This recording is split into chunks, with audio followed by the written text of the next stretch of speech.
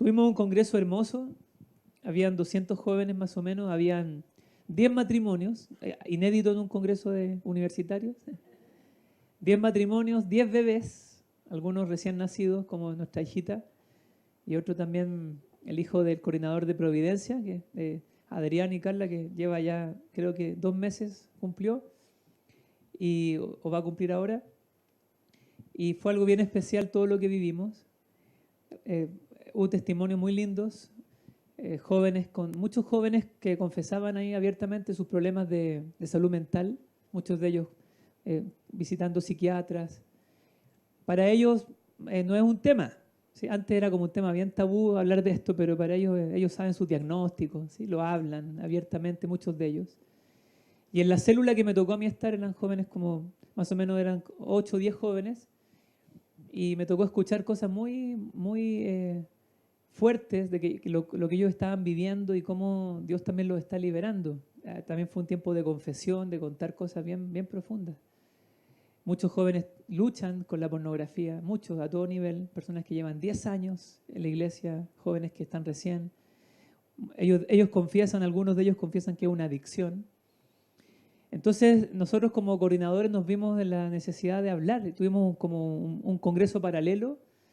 3 veces nos reunimos en el desayuno, compartimos con ellos algo especial, y en otras 2 ocasiones orar, y el Señor desde un comienzo nos empezó a hablar que Él primero quería trabajar en nosotros, que no podíamos tener la postura de que todo lo que estábamos viviendo en el Congreso era solamente para los que estaban ahí escuchando, sino que era también para nosotros que estábamos quizás ayudando en este proceso, acompañando a los jóvenes. Y fue especial, una palabra que una persona recibía del Señor tenía como una percepción muy clara, muy nítida, decía, aquí hay personas que piensan que esto es manipulación emocional. Otros que están endurecidos contra otras personas de la iglesia y que necesitan resolver cosas. Otros que piensan que esto no es para ellos, sino que como yo soy una persona que lleva mucho tiempo ayudando, guiando, enseñando, sirviendo en la iglesia, entonces no es para mí. Fue bien claro el mensaje que un día se nos dio. Pero lo más hermoso es que el Señor se derramó de una forma especial. Había un joven que decía, yo hace mucho tiempo que no tenía un tiempo de adoración, de disfrutarlo, de estar aquí. No solamente porque la música es bonita, no solamente porque es bonito ver a 200 personas reunidas en un salón espacioso, con mucho calor a veces, pero nos tocaron días muy calurosos. Pero el Señor estaba ahí, y justo yo tuve que ir a Rancagua con Hamilton a buscar unos bidones de agua. Nuestro amigo Jorge Vaca nos ayudó bastante en el Congreso, trasladando personas de Temuco, haciendo una labor bien silenciosa, pero muy esforzada, de temprano en la mañana, madrugada a veces. Justo estaba la esposa, María José me dijo, quiero decirte una palabra del Señor antes que te vayas al Congreso. Esto fue el día jueves, el Congreso empezó el viernes. Me decía, el Señor está en medio de ustedes. Y fue como esas 5 palabras, ¿sí? Y yo experimenté mucho gozo, fue un congreso en paz, y le doy gracias al Señor por todo lo que Él ha hecho. Al final vamos a mostrar un pequeño video, una recopilación muy breve de lo que vivimos, pero es muy lindo porque el Señor nos llevó a hablar de las bienaventuranzas. Este congreso empezamos a prepararlo en noviembre más o menos, y cuando nos reuníamos por Zoom con los coordinadores de Viña, de Concepción, de distintos lugares de Santiago, una persona dijo, yo experimento del Señor que hablemos de la bienaventuranza, ¿sí? Y fue algo que el Señor empezó a desarrollar, empezamos a estudiarlo. Y entonces hoy estamos terminando el sermón del monte, y quiero comenzar leyendo un pasaje que no está en el sermón del monte, que está en Hechos, capítulo 1. Le quiero pedir que usted participe con su Biblia, bien atento, que si tiene un cuaderno y un lápiz, mejor tomar nota. La enseñanza o el mensaje de hoy se llama Venga tu reino. A ver, todos vamos a repetir, venga tu reino. Los que están en su casa, los que están de vacaciones, están en YouTube, también pueden repetir, venga tu reino. ¿Sí? Venga tu reino. Hechos 1:3 dice, Ahí, si Rodrigo me puede ayudar. Hechos 1:3. ¿Qué es lo que el Señor Jesús les enseñó a los discípulos en estos 40 días cuando Él se presentó? Durante los 40 días después de que sufrió y murió, Cristo se apareció varias veces a los apóstoles, a los enviados especiales. ¿Ya? No a todo el mundo, a los apóstoles. Y también dice que se apareció a 500, dice el libro de Hechos. Y les demostró, Corintios, y les demostró con muchas pruebas convincentes que Él realmente estaba vivo. Claro, porque era algo único. Había sido resucitado el Hijo de Dios. El 100% Dios, 100% hombre, el Mesías anunciado, prometido, había sido resucitado, había sido levantado de la muerte, resucitó. Y les habló del reino de Dios. ¿De qué les habló? Miren lo que dice Hechos 28, que está a continuación. Hechos 28, 31. Si lo leemos acá en la pantalla, todos juntos. 1, 2, 3. Y proclamaba con valentía el reino de Dios y enseñaba acerca del Señor Jesucristo. Y nadie intentó detenerlo. ¿De quién estamos hablando? De Pablo. Este es el último versículo del hermoso libro de Hechos. Pablo permaneció 2 años enteros en una casa alquilada, arrendada, y allí recibía a todos los que iban a verle. Y con libertad, sin impedimento alguno, dice la otra versión, les predicaba acerca del reino de Dios. ¿Cuál fue el mensaje de Pablo? El reino de Dios. ¿Cuál fue el mensaje del Señor Jesús cuando Él se aparece a sus apóstoles, a sus enviados especiales? El reino de Dios. Entonces, usted tiene que responder esta pregunta. ¿Qué es el reino de Dios? Si en el libro de Mateo, en el Evangelio de Mateo, aparece tantas veces la palabra reino, ¿sabe qué? Aparece más o menos como 90 veces en el Nuevo Testamento. 90 veces una sola palabra. Reino. Reino de Dios. Reino de los cielos. En el Evangelio de Mateo no aparece tantas veces la palabra reino de Dios. ¿Por qué? Probablemente usted lo escuchó alguna vez. Porque Mateo, ¿a quién está dirigido? A los judíos. ¿Qué es lo que más procuraban los judíos? No tomar el nombre de Dios en vano. Miren esos detalles. ¿Por qué ocupa la expresión reino de los cielos Mateo y no ocupa la expresión, o no ocupa tanto la expresión reino de Dios? Porque él está pensando en una mentalidad judía. Ellos van a leer este evangelio, los primeros destinatarios de este evangelio, ¿sí? Probablemente 40 años después de que ocurrieran las cosas, o sea, es un tiempo breve, 40 años, ¿sí? Y él escribe pensando en una mentalidad de personas que no quieren pronunciar el nombre del Señor en vano. Entonces él ocupa la expresión reino de los cielos. Marcos ocupa mucho la expresión reino de Dios, igual que Lucas, ¿ya? Igual que Juan. O sea, todos los evangelios hablan del reino. Entonces usted tiene que preguntarse qué es el reino. Y le quiero decir que es difícil, porque mucho se ha hablado del reino de Dios. ¿Y de qué estuvimos hablando nosotros? De la bienaventuranza. ¿Y qué dice la bienaventuranza? Por lo menos en 2 versículos dicen: bienaventurados los pobres en espíritu, porque de ellos es el reino de los cielos. Y después un poquito más abajo dice: bienaventurados los... Otro dice, ¿quién se acuerda? Los que padecen persecución, porque de ellos, ¿así dice Fernando? Porque de ellos es el rey, de ellos. Mire qué interesante. Después aparece la expresión reino de Dios varias veces en el sermón, en ese sermón, Mateo 7. No todo el que me dice, Señor, Señor, entrará al reino de los cielos, nuevamente. Entonces usted tiene que responder esta pregunta: ¿qué es el reino?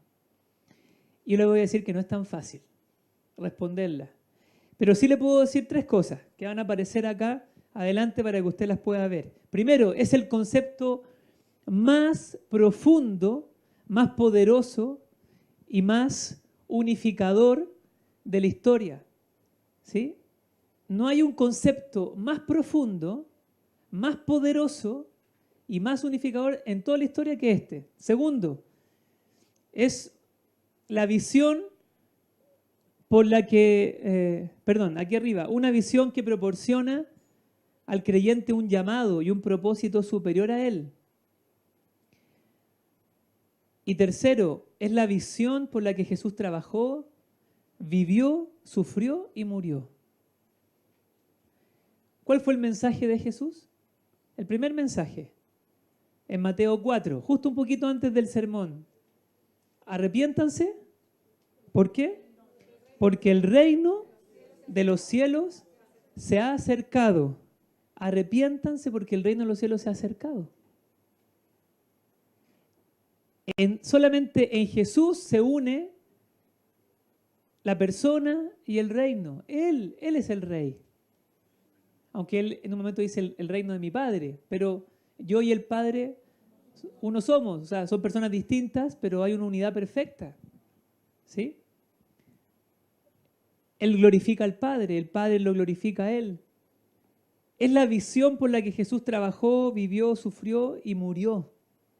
Entonces le pregunto, ¿es importante, es necesario que nosotros hablemos hoy de esto? Es que si hay un concepto que se ha manoseado mucho en la Biblia es el reino de Dios. Y por eso Jesús fue tan claro y al hablar tanto del reino de Dios. Y para entenderlo mejor, es bueno que nosotros, por ejemplo, investiguemos en las parábolas. En Mateo 13 hay muchas parábolas en las que Jesús comienza diciendo, el reino de los cielos es semejante a, ¿sí?, un sembrador que salió a sembrar, una perla, ¿se acuerda? El tesoro escondido, la perla de gran precio, y hay la levadura. ¿Cuántas parábolas hay? Y ahí es bueno que usted investigue por qué.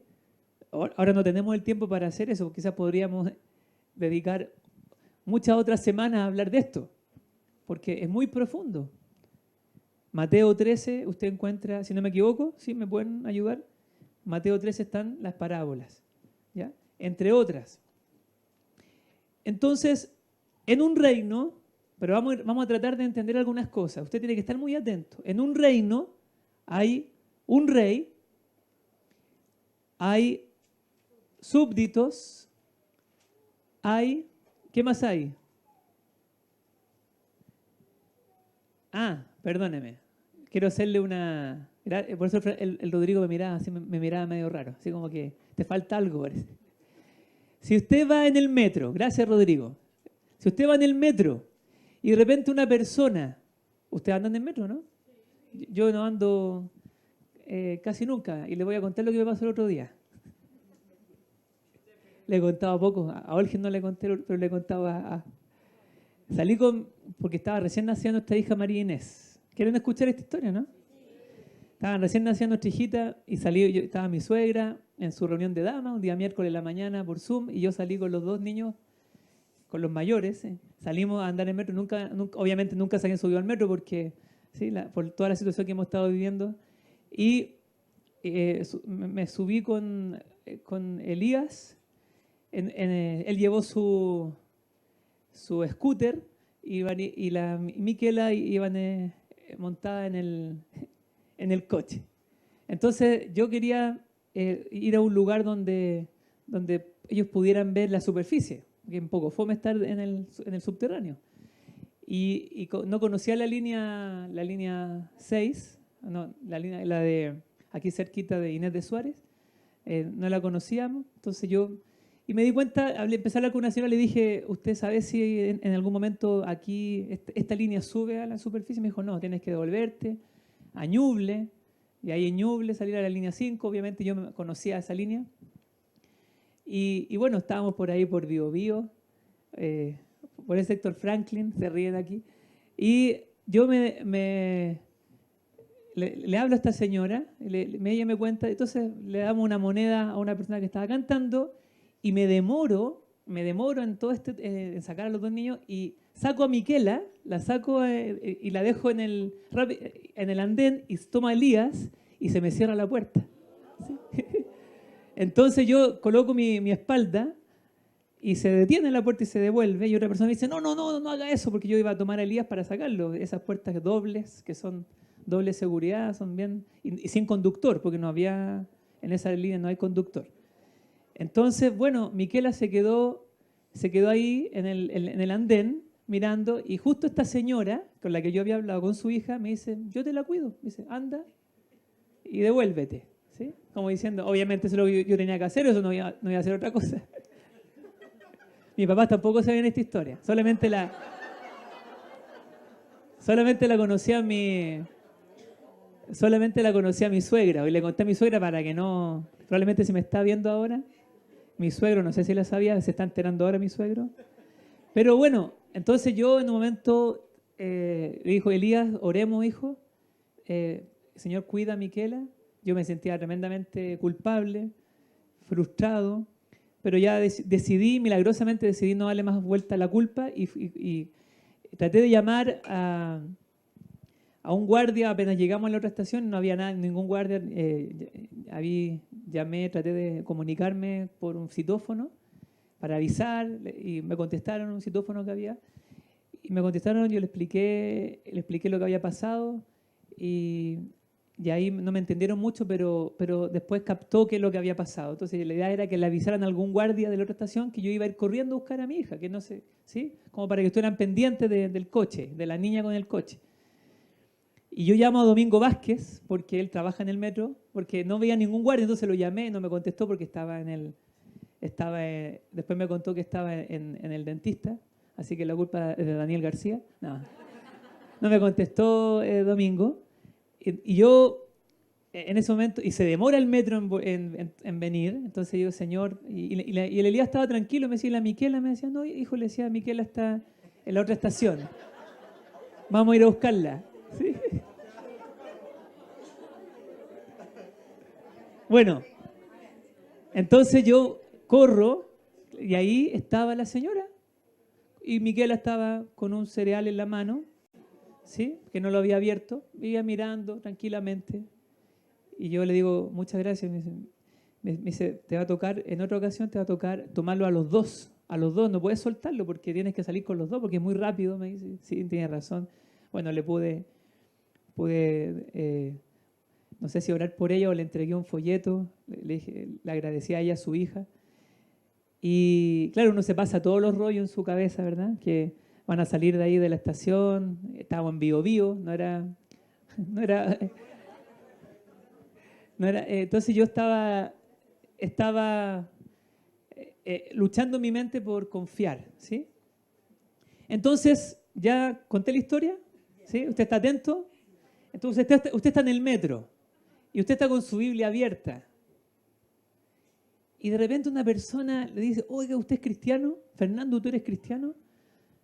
Sí, sí, claro, porque no tiene nada que decir, porque usted está con la Biblia abierta, no puede negar nada, usted es un hijo de Dios. Y le pregunta, oye, yo hace mucho tiempo quiero hacer una pregunta que he escuchado y nadie me ha respondido. He leído, pero nadie me ha respondido. ¿Qué es el reino de Dios? ¿Tú qué le respondes a una persona que te pregunta qué es el reino de Dios? ¿Alguien aquí puede responderme qué es el reino de Dios? Porque si habla tanto del reino de Dios, si Jesús habló del reino de Dios, si Pablo habló del reino de Dios, entonces, ¿qué es el reino de Dios? Aquí Ruth dice, Jesús, ¿ya? ¿Quién más? A ver, Álvaro Morales, ¿alguna impresión? ¿Qué es el reino de Dios? El gobierno de Dios, muy bien. José, esta es la parte en que todos miran para abajo, pero como en el metro, claro, todos están mirando sus celulares. Pero usted estaba con la Biblia, entonces alguien se acercó, no es común que alguien saque la Biblia del metro, la mayoría de la gente está con su teléfono. ¿Sí? Usted no estaba leyendo la Biblia en su teléfono, la estaba leyendo, ¿sí?, en su Biblia impresa y le preguntan, ¿qué es el reino de Dios? ¿Qué le respondes? No es tan fácil. Pero vamos a ir investigando. Primero, En un reino entonces hay un rey, ahora sí, Rodrigo, gracias, hay un rey, hay súbditos gobernados, hay leyes, hay un gobierno, ¿sí? En el fondo las leyes sirven para que este gobierno funcione, y hay un territorio. ¿Estamos de acuerdo? Jesús dice, nos enseña a orar, Mateo 6 del 9 al 10. ¿Cómo comienza Mateo 6 del 9 al 10? Venga tu reino, pero primero dice, Padre nuestro, que estás en los cielos. Tú estás en los cielos, tú tienes tu trono en el cielo, en los cielos. ¿Sí? La Biblia habla de los cielos, de los cielos. Santificado sea tu nombre es santo, sin pecado, totalmente apartado, totalmente distinto a nosotros. Eres un Dios, hay una expresión que se estudia en el curso de doctrina, que es la inmanencia y la trascendencia, que son palabras un poco difíciles, pero significa que Dios es distinto a mí, totalmente distinto, la trascendencia, Él está fuera de mí, es distinto, pero Él viene a vivir en sus hijos, la inmanencia. ¿Ya? Fíjese que el Señor Jesús dice que nosotros oremos de esta forma, que aprendamos a orar con este modelo. Santificado sea tu nombre. Venga tu reino. E inmediatamente, hágase tu voluntad. Hay una conexión ahí, aunque hay un punto seguido, obviamente nosotros lo vemos así, pero aunque hay un punto seguido, hay una conexión. Venga tu reino. Hágase tu voluntad. Como en el cielo, así como se hace en el cielo, se haga también en la tierra. Así como los ángeles te obedecen en el cielo, dice por ahí una versión, también en la tierra. Entonces hay una conclusión de este versículo que aparece a continuación.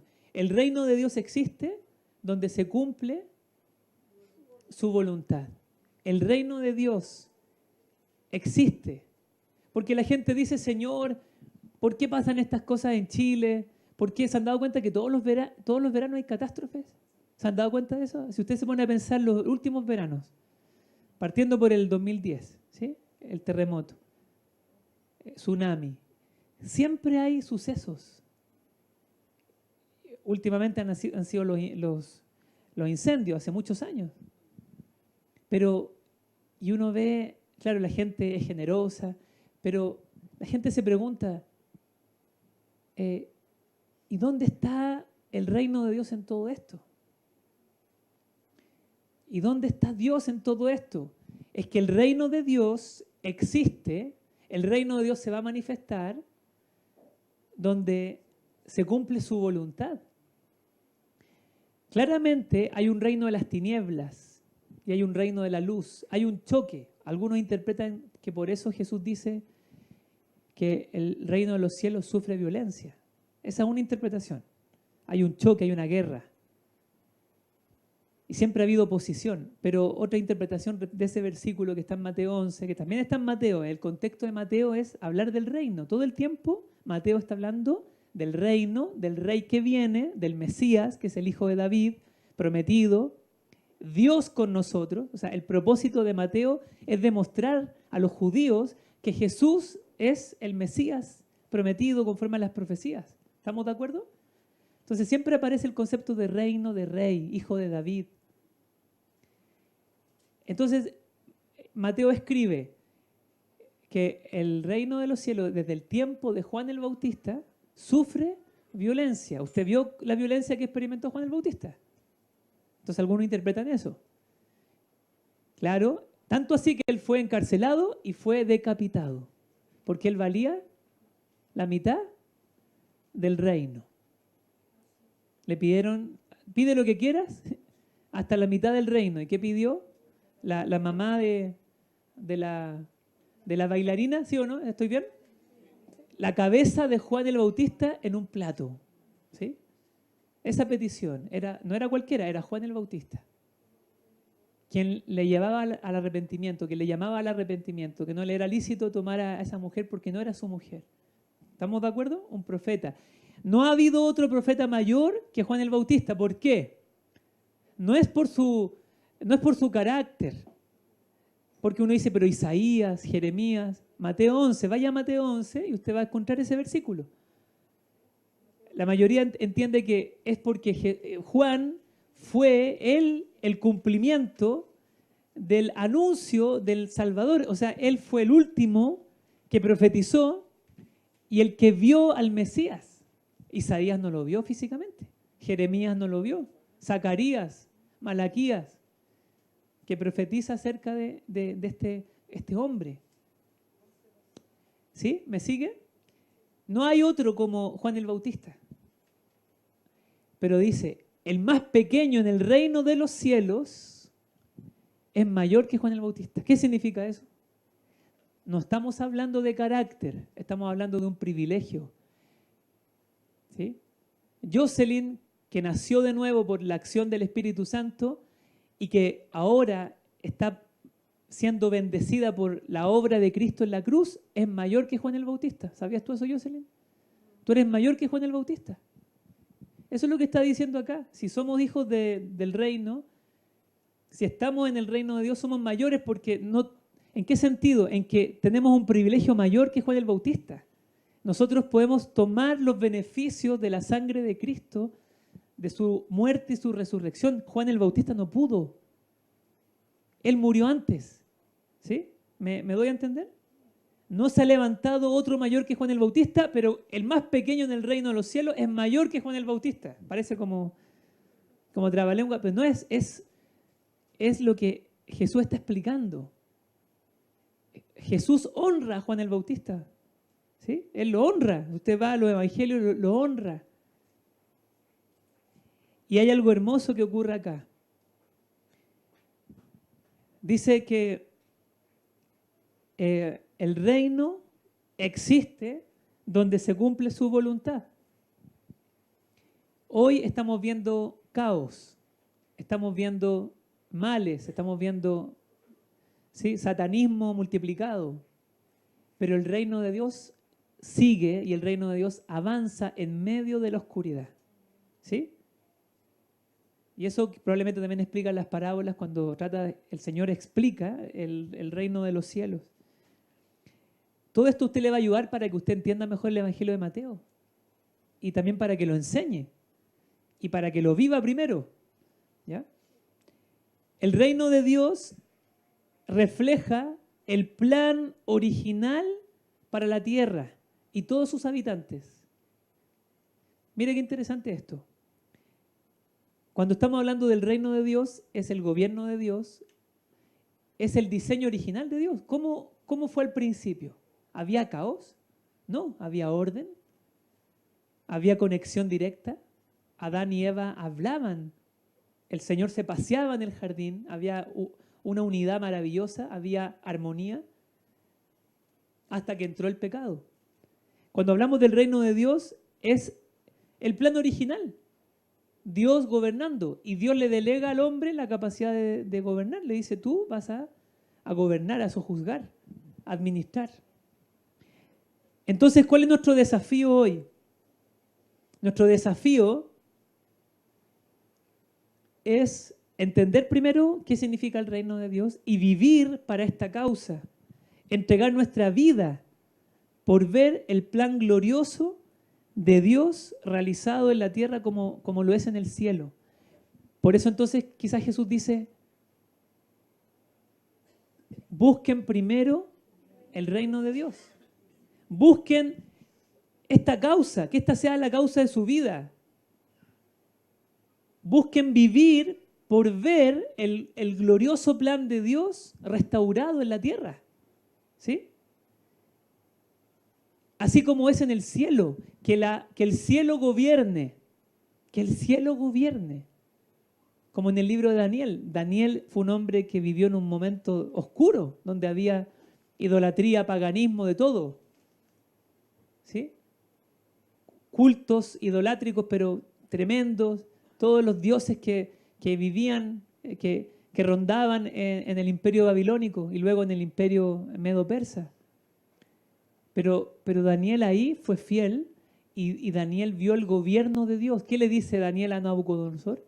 El Dios de los cielos gobierna. Y Él te dio ese sueño y yo te voy a dar la interpretación de ese sueño. Y luego la visión que tuvo Daniel, porque hay un sueño y una visión. ¿Se acuerdan que estuvimos estudiando eso en abril del año pasado?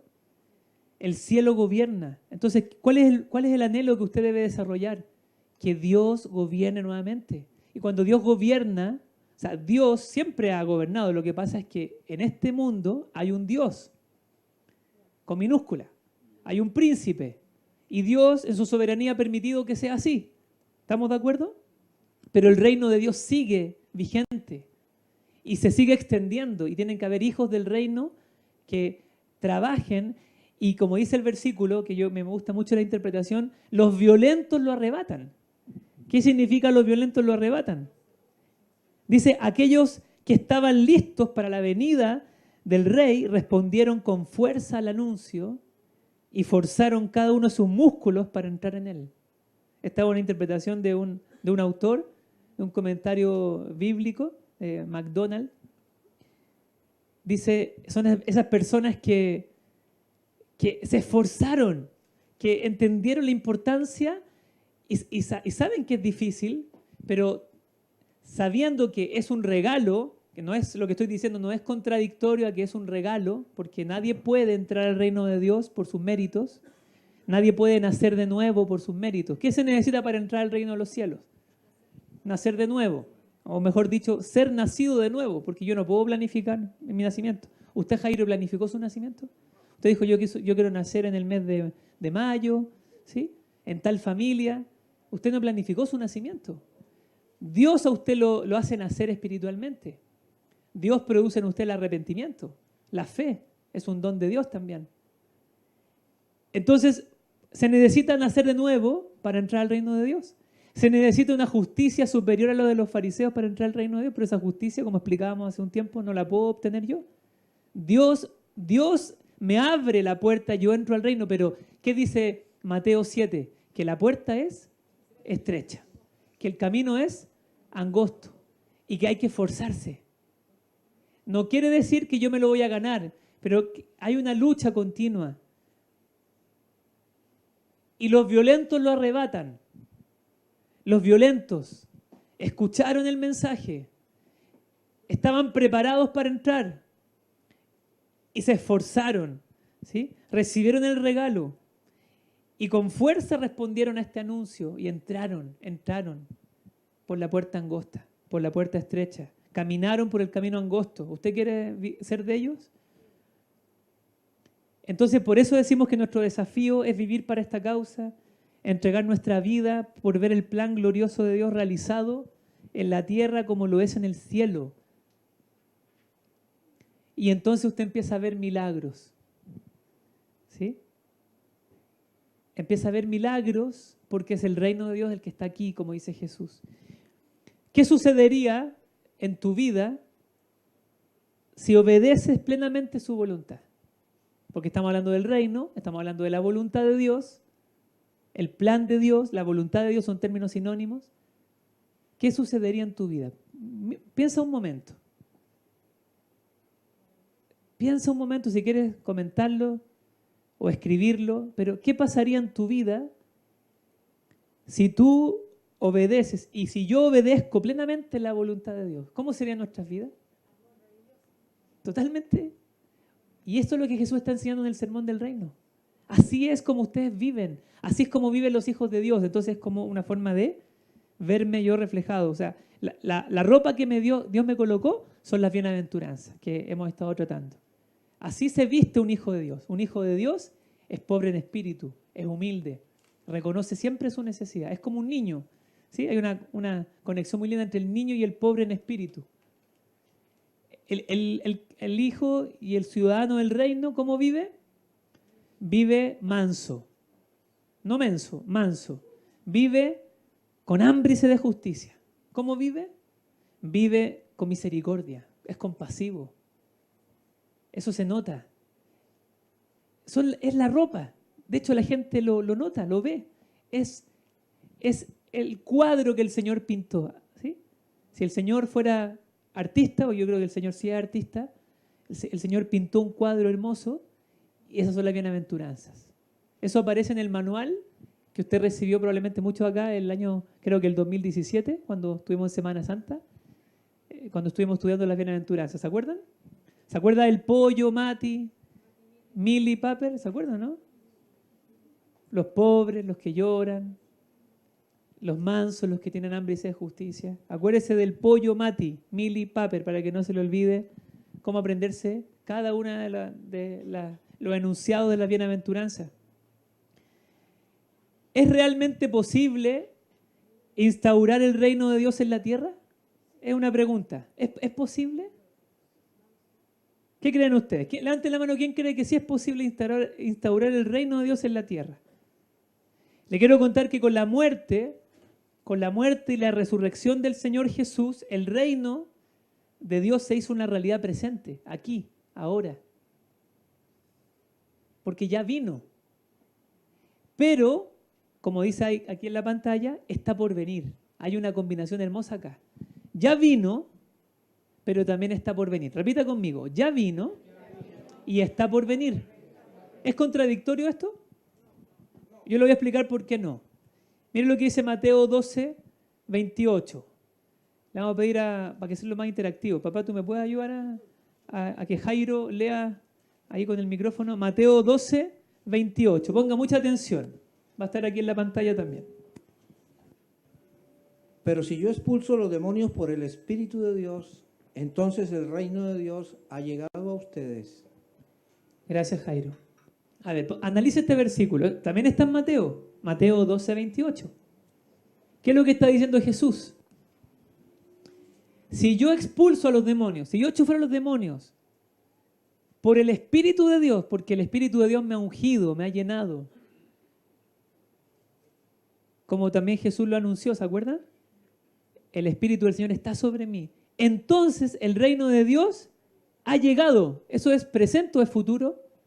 Es presente, el reino de Dios está aquí. ¿Qué dice Jesús? Arrepiéntanse porque el reino de los cielos está. Ha llegado, está cerca. El tiempo se ha cumplido, dice Marcos. ¿Cómo dice? El tiempo se ha cumplido, el reino de los cielos está cerca o se ha acercado, arrepiéntanse. Ya es una realidad presente, pero también es una realidad futura. Porque el reino de Dios va a venir en su esplendor cuando el Señor reine sobre la tierra 1000 años. La mayoría de los cristianos cree que es un reino literal de 1000 años. Algunos, que se llaman los amilenialistas, ellos dicen que no es literal, que es un lenguaje figurado, es que ya estamos en el reino del milenio.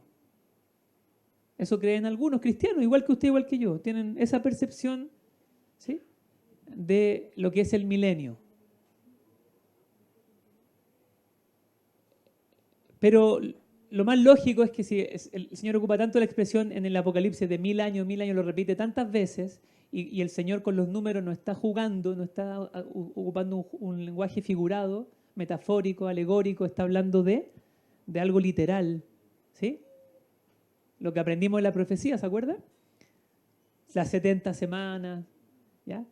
Y todos los meses que aparecen en el Apocalipsis, y todos los años que aparecen, y los días que aparecen. Entonces uno dice 1000 años, entonces es algo literal. Así lo entendemos. Un día el Señor va a reinar. Zacarías dice, y el Señor será rey. Y jugarán el lobo y el cordero. ¿Usted ha visto jugar un lobo y un cordero ahora? Ese es el argumento que se da para decir el reino milenial es literal. No amamos a los amilenialistas, los respetamos, pero nunca hemos visto jugar a un lobo, ¿cómo dije? A un cordero y a un león, no un lobo, nada que ver. A un cordero y a un león. ¿Sí? Eso va a suceder, va a venir un momento en que el Señor va a traer justicia y paz y va a haber un reino físico. El Señor va a reinar sobre la tierra. Y eso está en varios pasajes de la Biblia. En Mateo 26,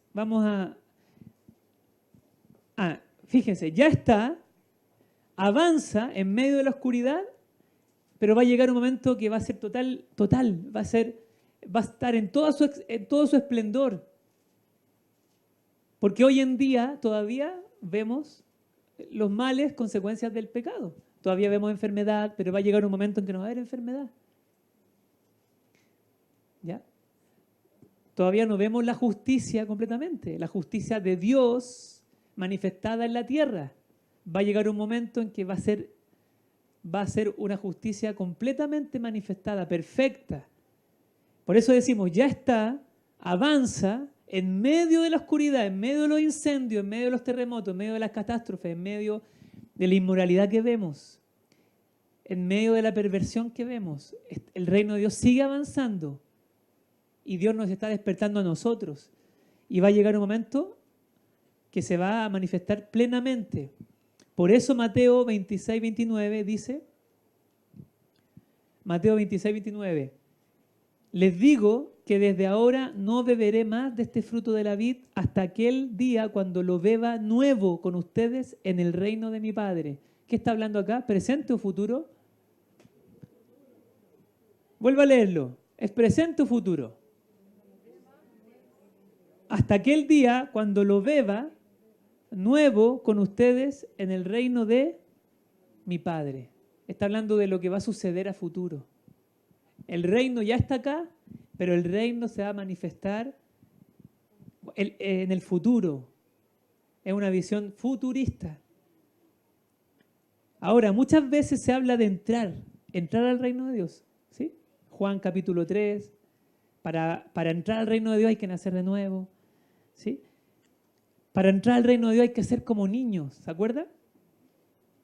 Porque de los niños o de los que son como niños es el reino de los cielos, ¿se acuerdan? Fíjese, esto no está aquí en la pantalla. Yo le quiero invitar a que usted abra Mateo 18, busque Mateo 18, versículo 1 al 3. Dice, en aquella ocasión los discípulos se acercaron a Jesús y le preguntaron, ¿quién es el mayor en el reino de los cielos? Jesús llamó a un niño.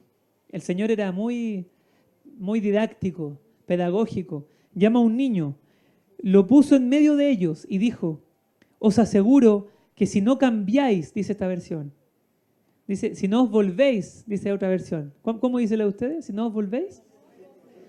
Si no os volvéis, si no cambiáis y os hacéis como niños, no entraréis en el reino de los cielos. Me gusta la otra versión que no la tengo acá, pero dice, si no son transformados hasta llegar a ser como niños. Mire, ponga mucha atención con esto, que yo creo que algo hermoso que está acá el Señor enseñando. El reino de Dios, tú lo recibes como un niño, porque tú no hiciste nada. Tú no te lo mereces.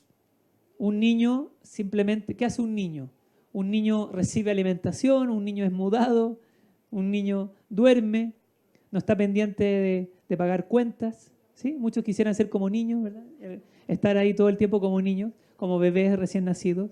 ¿Sí? Se nos queda en el metro, espera en el metro y no se angustia. Ese es mi papá. Y fíjese que usted recibe el reino como un niño, porque usted no se lo ganó, no calificó, fue un regalo, ¿sí? Un pobre no confía en su riqueza porque no tiene riquezas.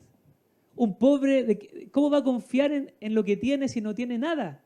En el concepto del Señor, los pobres en espíritu, los niños. Dice que hay que ser como un niño para entrar al reino de los cielos. Y después dice, de los pobres en espíritu, no de los pobres. De los pobres en espíritu, porque hay pobres que son orgullosos, ¿sí? Que son soberbios. De los pobres en espíritu. De ellos es el reino de los cielos. De ellos les pertenece. Dios reina en un corazón que es así. ¿Sí? Cuando una persona entiende esto, que se hace como un niño. No es que uno sea infantil en su forma de pensar, es que uno se haga como un niño, uno viva como un pobre que admite su necesidad, que no puede por sí mismo alcanzar el regalo de la salvación, que no puede ni siquiera por sí mismo transformar muchas cosas en su vida, porque tiene una naturaleza pecaminosa.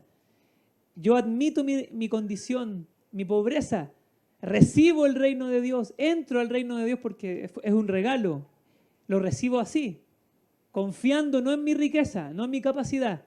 ¿Sí? ¿Cómo tengo que vivir ahora? Vivir con esa humildad, mantenerme con esa humildad como la de un niño que confía plenamente, que depende completamente. ¿Estamos de acuerdo? Entonces, el reino de Dios, ¿dónde está? La gente pregunta, ¿y dónde está? ¿Cómo luce? ¿Cómo lo veo? El reino de Dios está en el corazón y en el corazón de un creyente que empieza a manifestarse en lo público, en el día a día, en el trabajo. El reino de Dios está. Entonces, el reino de Dios viene a una empresa que está totalmente desordenada, donde hay infidelidad, donde el doble sentido a cada rato se multiplica en los comentarios, donde hay robo, donde hay estafas. Un hijo de Dios viene a ese lugar porque el reino de Dios está en su corazón, porque Dios viene a reinar en su corazón. Este hijo de Dios, esta hija de Dios empieza a vivir humildemente, a depender de Dios y empieza a orar, llega 15 minutos antes a su trabajo, cuando no hay nadie, y empieza a orar: Señor, yo te pido que tú te manifiestes, que tu reino venga a esta empresa.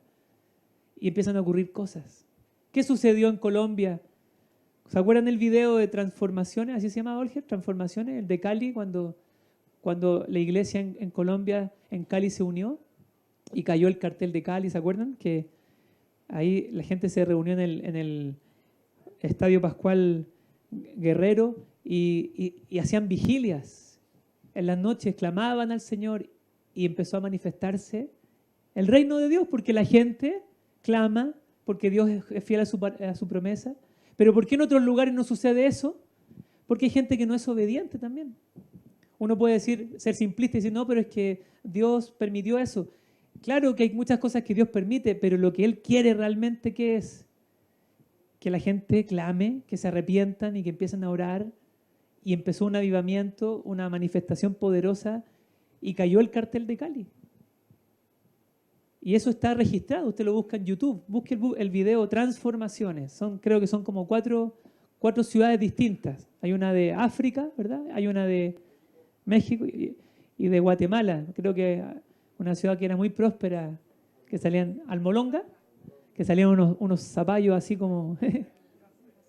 igual que lo que usted compra en la feria, aquí. Entonces, imagínense, gente que empezó a orar y el reino de Dios se manifestó.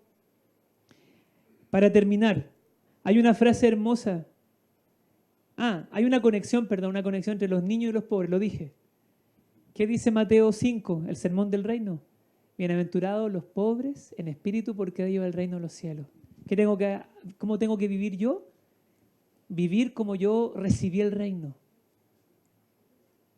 En otra ocasión Jesús dice, no temas, manada pequeña, porque a mi Padre le ha placido daros el reino. ¿Qué significa eso?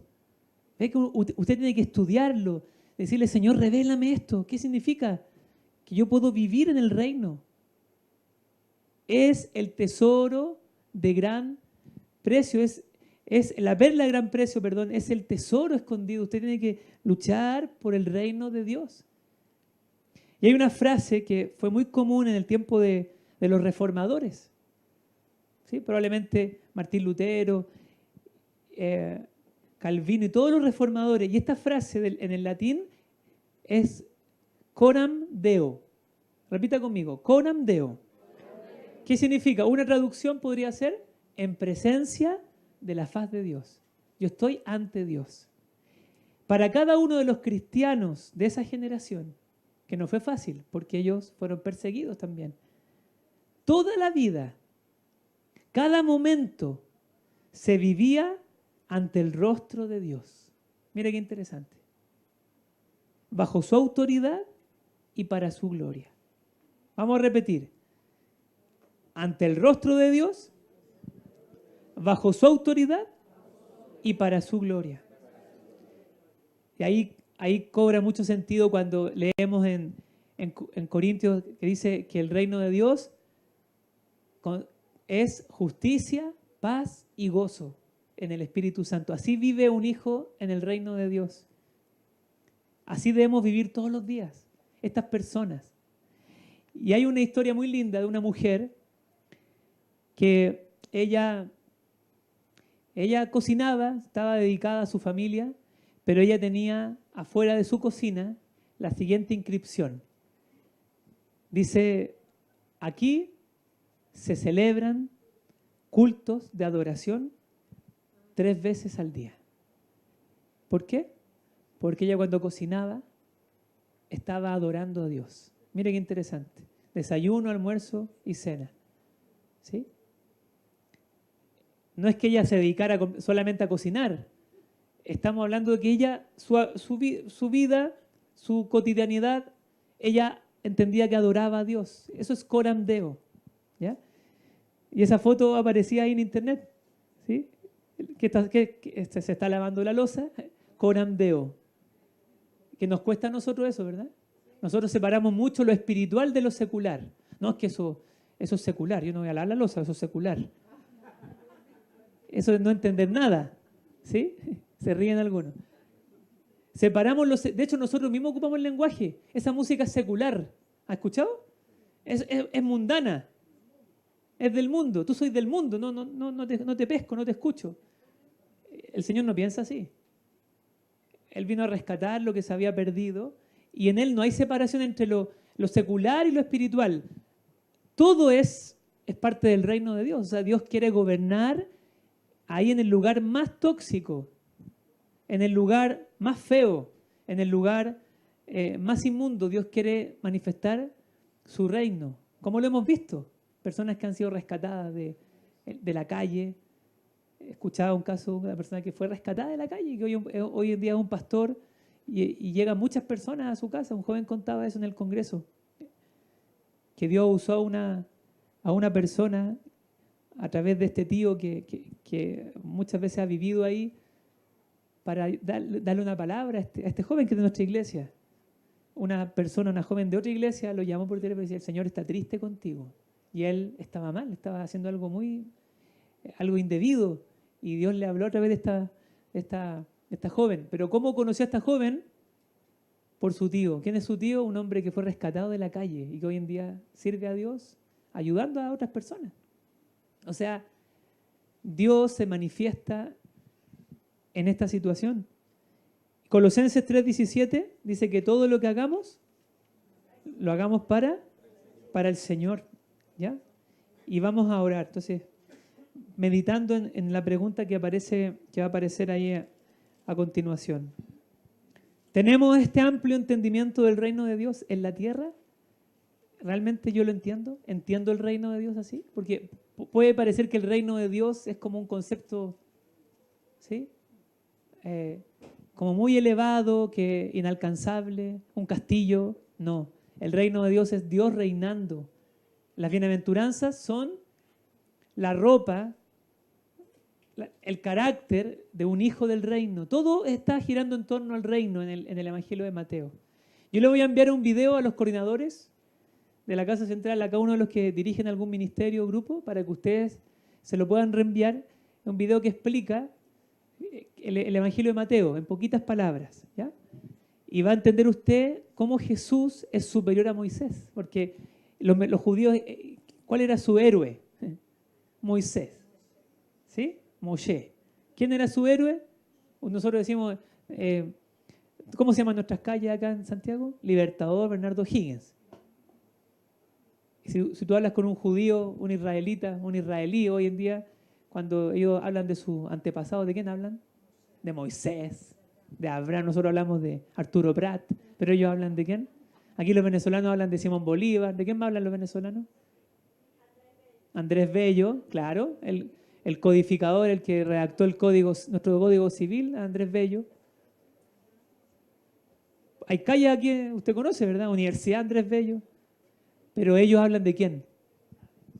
De Moisés. ¿Sí? Está prohibido esa palabra acá. De Moisés. Chávez o no Chávez, ¿no? Dijo, aquí yo escuché Chávez, entonces aquí me miraron para atrás así como que... Ya, entonces fíjense, Moisés, pero uno mayor que Moisés está aquí. ¿Sí? Mira qué interesante. Va a Egipto. ¿Dónde estaba Moisés? En Egipto. Atraviesa el río, atraviesa el mar, mejor dicho, el mar Rojo. Atraviesa, bueno, a través de Josué, el Jordán. Jesús se bautiza en el Jordán. Sube un monte. ¿Quién sube un monte? Moisés sube un monte, recibe la ley. ¿Dónde va Jesús? A dar el sermón de las bienaventuranzas y el sermón del reino, a un monte. Mira qué interesante, todas las figuras que aparecen en Mateo. Como diciéndole a los judíos, aquí hay uno que es mayor que Moisés. ¿Ustedes veneran a Moisés? Ustedes dicen, nuestro padre Moisés nos dio a comer pan en el desierto. Jesús les dice, no les dio Moisés el verdadero pan. El verdadero pan es el que desciende del cielo. Danos ese pan. Yo soy el pan. ¿Se dan cuenta?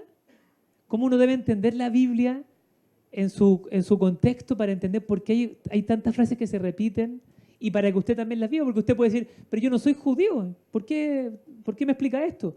Porque ese es el contexto para que usted lo entienda mejor y para que usted lo pueda aplicar. ¿Sí? Usted lo observa, lo interpreta y lo aplica. Entonces, respondamos esta pregunta. ¿Tenemos este amplio entendimiento del reino de Dios?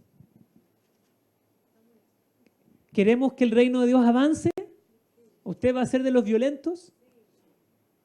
¿De la primera línea, de la verdadera primera línea? Entonces vamos a orar.